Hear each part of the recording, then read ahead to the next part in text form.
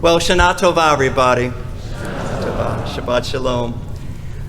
The prophet Isaiah proclaimed, Nachamu, Nachamu, comfort, comfort my people, says your God. On this holiest of days, we need comfort. We need uplift during these uncertain and these challenging times. We need hope during these days of difficulty and war for Israel.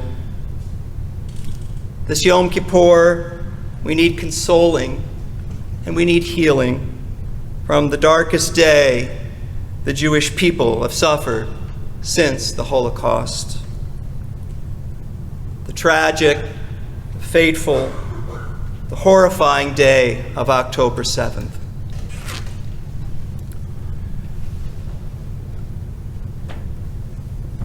The trauma of October 7th has affected all of us. It's impacted the world in unfathomable ways. Who could have imagined the organized terror of that Shabbat morning as Jewish people throughout Israel were celebrating the last joyful day of Sukkot and the holy day of Simchat Torah? Who could have anticipated the savage brutality of that day? The massacres, the cruelty and viciousness, the hostage-taking, some still languishing in captivity over 1 year later. Who could have foreseen all the unspeakable physical and emotional abuses of October 7th? And who could have ever envisioned the heartless response of some people throughout the world, including college professors on American campuses, some of the most elite schools, who cheered terrorists and justified their atrocities while innocent families buried their dead. It's inconceivable, yet it happened on October 7th and in its aftermath. And here we are, 1 year later, and the trauma of October 7th, it haunts our hearts and minds. The anguish remains. Nachamu, Nachamu ami, Yomar Elohechem. Comfort, oh comfort my people, says your God. Today, let's speak about the remarkably resilient people of Israel in the hope of healing our anguished hearts. Let's talk about inspiring people in Israel, people who give us hope, courageous Jews and Arabs, brave and exemplary Jewish Israelis and Muslim Israelis and Christian Israelis, who are the embodiment of the very values that we espouse today on this holiest day of Yom Kippur. People who are the epitome of courage and compassion, care and kindness, generosity and forgiveness. Have you heard of Oz Davidian? Have you heard of Oz Davidian? If not, it's important for you to know about him. Oz Davidian is an Israeli farmer in the village of Maslul, about 10 miles east of Gaza. On that horrific October day, Oz saved 120 young people from the Nova Music Festival massacre in nearby Re'im. Oz dodged gunfire and terrorists on the road as he drove his truck back and forth 20 times to save innocent people targeted and stranded at Nova. During each of his 20 rescue trips, Oz Davidian deftly took different routes to avoid being overrun and overtaken by armed terrorists. As Israeli security forces had not yet arrived, and while terrorists controlled the major routes in the south, Oz risked his life time and again to save innocent young lives. Downplaying his remarkable courage, his remarkable bravery, Oz Davidian simply said, "When you see hundreds of young people dead and wounded and fleeing into the fields, and terrorists shooting in every direction, you put everything to one side, the fear and your family," he said, "and you go to get them out."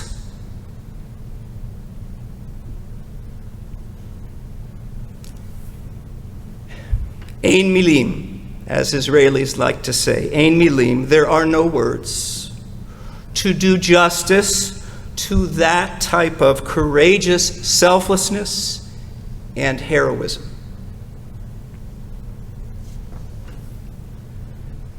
Oz Davidian was not the only hero of that day, of course. You may have heard about a Bedouin minibus driver named Yusef Ziadna.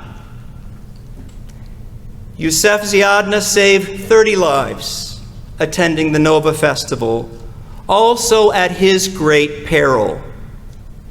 Like Oz, Yusef risked his life to rescue other people, Jewish people that he didn't know. Yusef is Muslim, a courageous and noble soul. And there were many other courageous and noble souls that day, some known, some unknown, some still alive, and some who gave their lives that day to save others. All these October 7th heroes achieved the greatest mitzvah there is in Judaism, that of pikuach nefesh. Pikuach nefesh, saving, rescuing life. Oz Davidian, Yusef Ziadna, and so many others fulfilled the sacred, the timeless teaching of the Talmud that says to save a life is to save an entire world.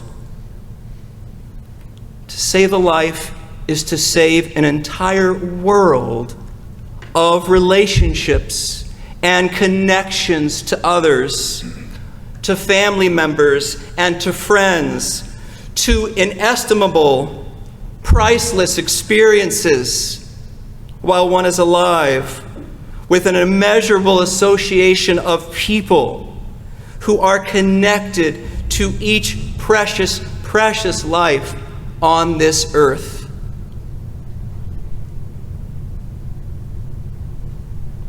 You may have heard or read about a whole group of people saving precious lives in the Middle East after October 7th. They're a group of Israeli Jews and Israeli Arabs who refer to themselves as Standing Together. Standing Together is the largest Jewish Arab grassroots movement in Israel. This past summer, Standing Together, they wanted to fill a truck full of humanitarian aid for civilians in Gaza. They wanted to provide diapers and baby formula, bags of flour and food, cans of tuna fish, and the like. Israelis of all ages participated in the humanitarian aid to Gaza. Children helped. The elderly, even people with physical disabilities joined in. Jews and Arabs in Israel working together, standing together to save lives. Their goal was to contribute 1 truck full of desperately needed supplies. They ended up filling 300 trucks. 300 trucks full. Because tens of thousands of Israeli Jews and Arabs were standing together, helping to save precious lives. They give me hope for a better day in Israel, a day in which more and more Arabs and Jews cooperate with each other and contribute together for the common good of all. May they give you hope as well. There are other glimmers of hope for our religious homeland, signs of a brighter day for Israel. This one begins with children, the promise of the nation's future, and the potential for an era of equality and justice, peace and unity, healing and reconciliation. A large group of children in Israel are part of Yad B'Yad, hand in hand. Yad B'Yad's slogan is partnership is the only way forward. Partnership is the only way forward. How do they help realize it between Israeli Arabs and Jews? By creating a growing network of Hebrew, Arabic, integrated public schools and communities, which are supported by the Israeli Ministry of Education and private contributions that you and I can add to. Yad B'Yad was established in 1998 with only 50 children, only 50 Jewish and Arab Israeli children. Today there are over 2,000 Yad B'Yad students enrolled in 6 hand-in-hand Yad B'Yad schools throughout the length and the breadth of Eretz Yisrael.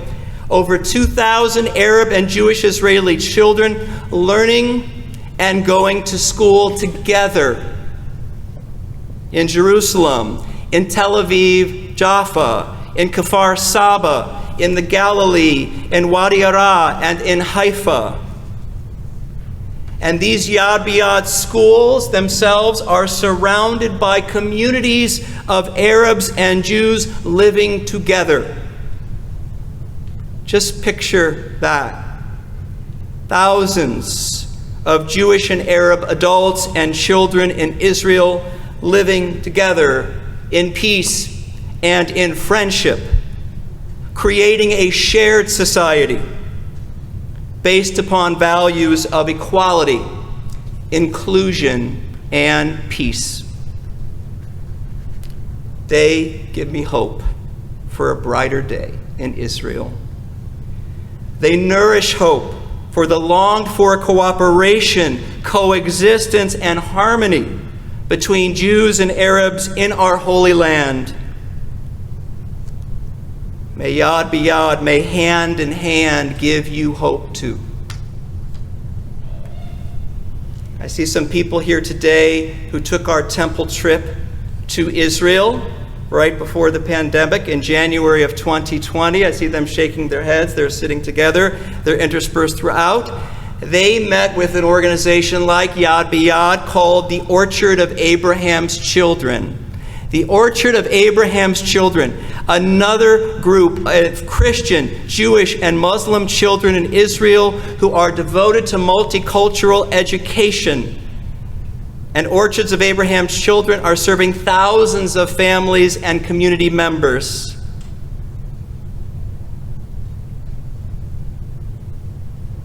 I hope these stories give you hope. And if you remain skeptical about peace in Israel and in the Middle East between Arabs and Jews. If you remain skeptical, I get it.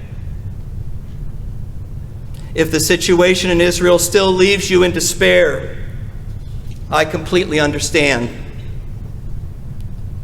There has been so much blood shed.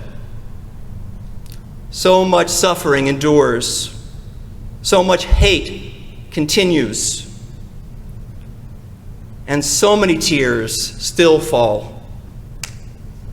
So many tears have fallen over the past 75 to 100 years in our historic Holy Land. Yet, I'd like you to consider today just two more people there, just two more, one Arab, one Jewish, and their message for us and their message for the world.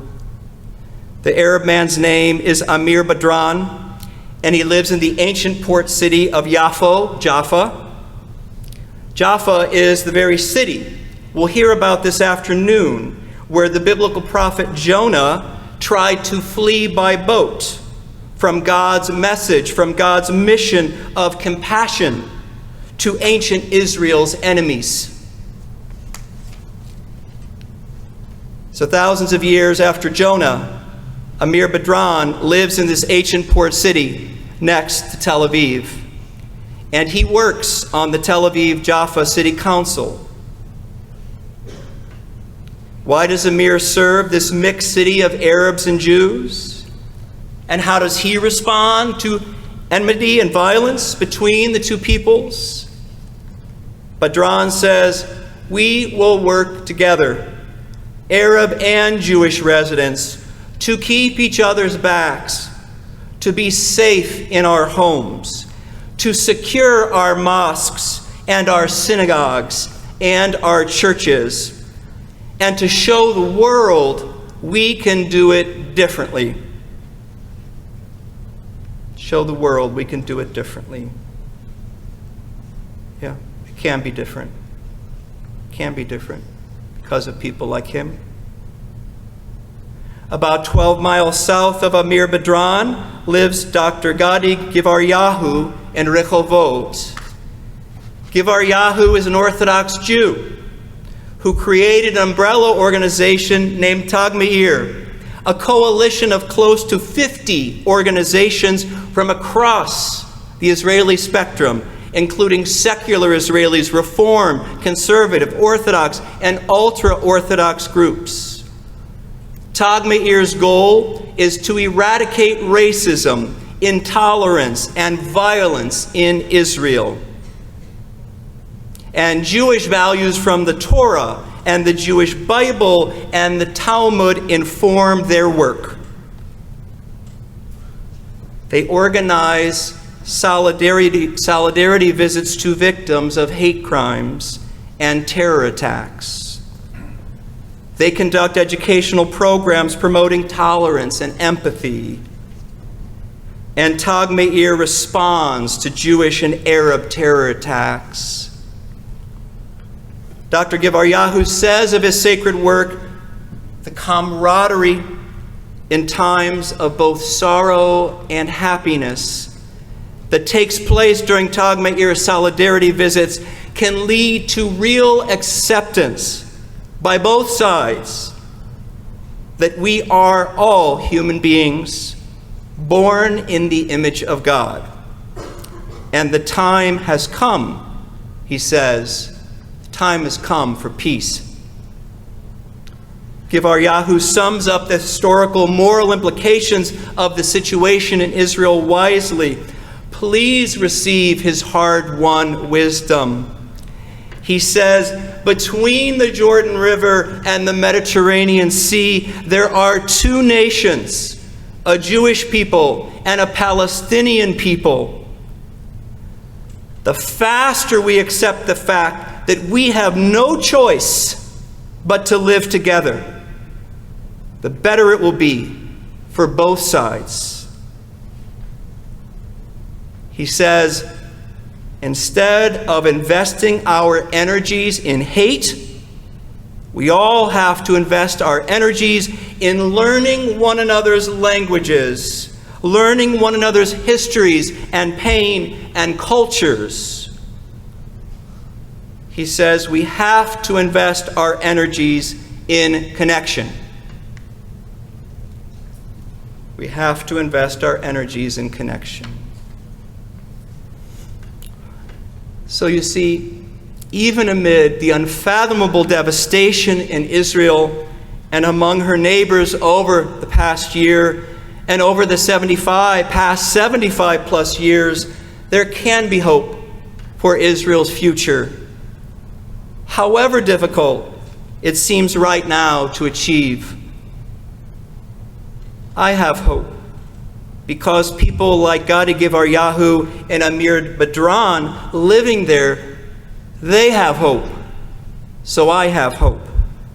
I have hope because of organizations like Tag Meir and Yad B'Yad and Standing Together and dozens of others. I have hope because of remarkable heroes like Oz Davidian and Yusef Ziadna and countless others. I have hope because the Israeli national anthem, Hatikva, means the hope. And hope will inspire people in Israel and in the region and here in America and around the world. Hope will inspire us, in the psalmist's words, to seek peace and pursue it.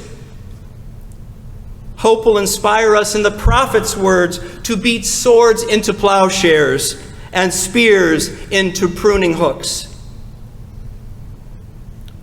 Hope will inspire us to create the very conditions that will allow Arabs and Jews to, in Micah's words, allow everyone to sit under their vine and their fig tree with no one to make them afraid.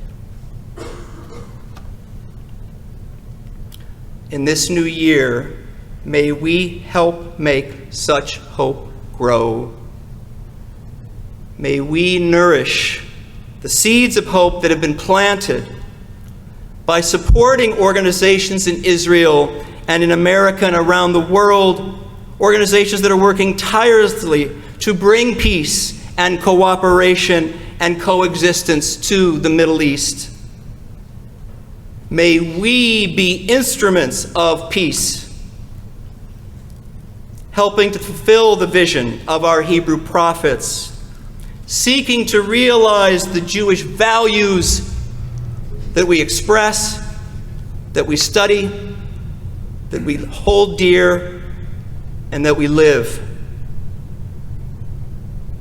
In this new year, may we truly be God's partners in helping to build a better world for our families, for our people, and for all people, doing what we can, no matter how seemingly small, to bring us all one step closer to peace and to goodness and to blessing. May God bless us on our journey. I pray that you and your family and all your loved ones have a healthy and have a sweet new year, filled with all the goodness and blessing that life has to offer. Shana Tova, everybody.